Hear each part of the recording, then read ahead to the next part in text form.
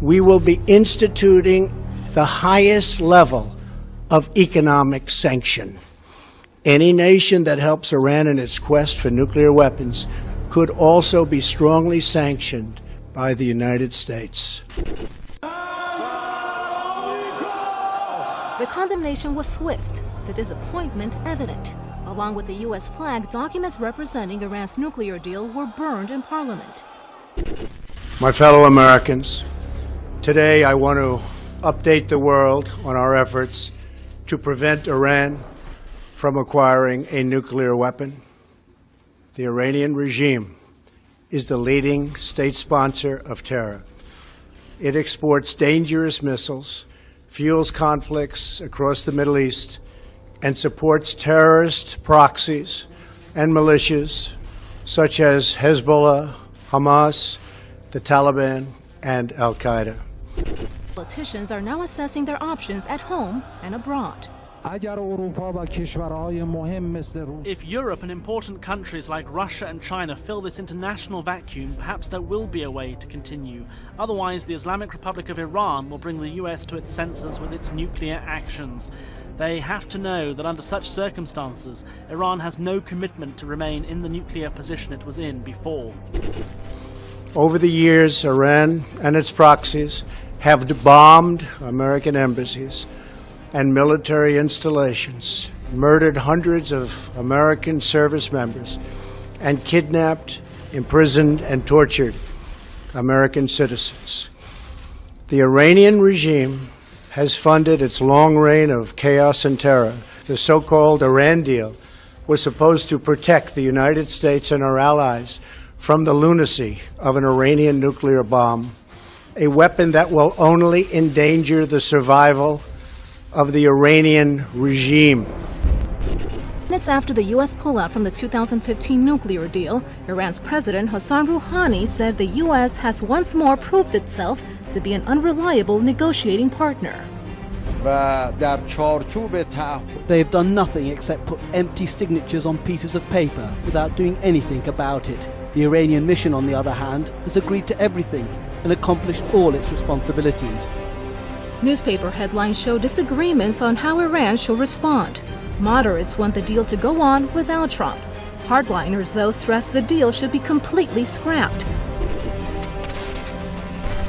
Israeli airstrikes reported to have occurred near the capital of Syria. Syrian officials said 2 missiles were shot down in Kisweh, south of Damascus. Now, this took place just an hour after Donald Trump announced that the US was withdrawing from the Iran nuclear deal.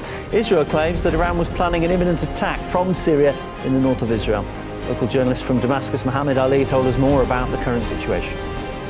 The only official news we have is from the Syrian Army Command, which confirmed that, yes, there was an Israeli attack and that the Syrian air defense system was able to repel that attack and shoot down 2 missiles that targeted Al-Kisweh area.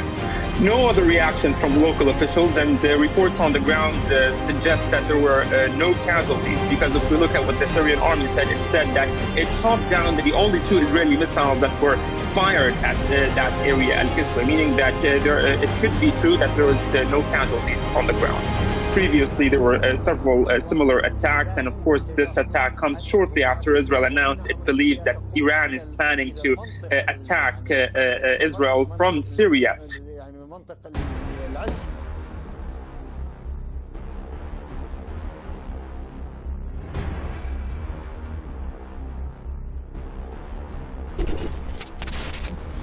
In other words, at the point when the United States had maximum leverage, this disastrous deal gave this regime, and it's a regime of great terror, many billions of dollars, some of it in actual cash. A great embarrassment to me as a citizen and to all citizens of the United States. A constructive deal could easily have been struck at the time, but it wasn't. At the heart of the Iran deal was a giant fiction that a murderous regime desired only a peaceful nuclear energy program. Today, we have definitive proof that this Iranian promise was a lie. Last week, Israel published intelligence documents, long concealed by Iran, conclusively showing the Iranian regime and its history of pursuing nuclear weapons. The fact is, this was a horrible one-sided deal that should have never, ever been made. It didn't bring calm, it didn't bring peace, and it never will.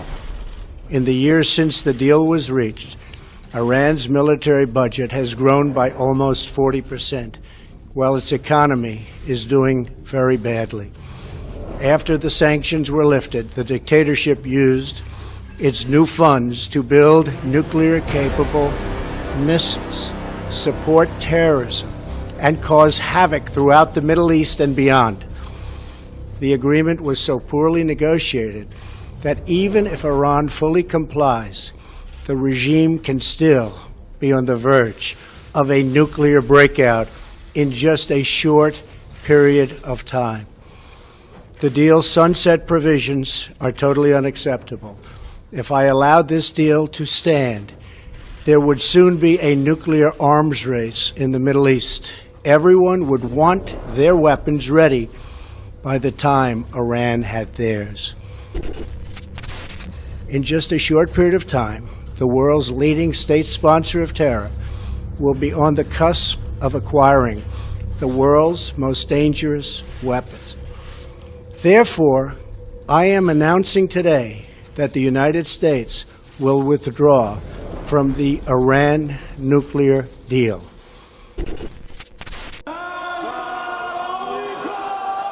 The condemnation was swift, the disappointment evident. Along with the U.S. flag, documents representing Iran's nuclear deal were burned in Parliament. In a few moments, I will sign a presidential memorandum to begin reinstating U.S. nuclear sanctions on the Iranian regime. We will be instituting the highest level of economic sanction. Any nation that helps Iran in its quest for nuclear weapons could also be strongly sanctioned by the United States.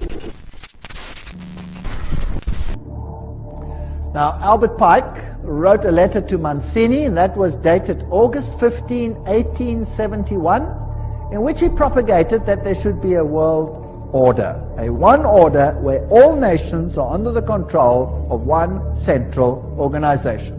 And in order to achieve this, they planned, and there are numerous quotes for this, so I've put a number on the screen because some will say, I don't trust this, I don't trust that, I don't trust the other. Here are references down there, there are references up there, there will be references in other slides, so it comes from different sources. He said, and this was, by the way, on display in the British Museum and could be seen there until it was taken away. The First World War, to overthrow the power of the Tsars in Russia, protector of orthodoxy, and bring about an atheistic communistic state. Did that happen? Yes. Now that was written long before this event.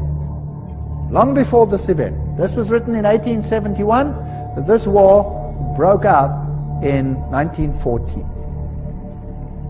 The Second World War, that's also written long before the event, to originate between Great Britain and Germany, to strengthen communism as antithesis to the Judeo-Christian culture, and bring about a Zionist state in Israel.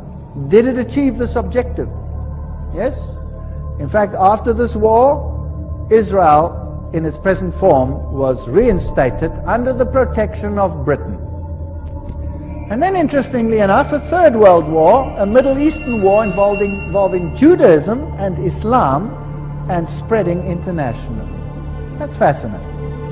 Is that on the cards, or what do you think?